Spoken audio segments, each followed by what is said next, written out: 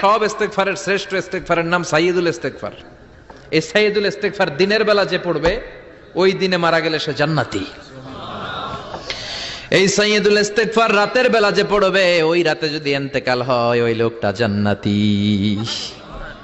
মুখস্থ আছে না?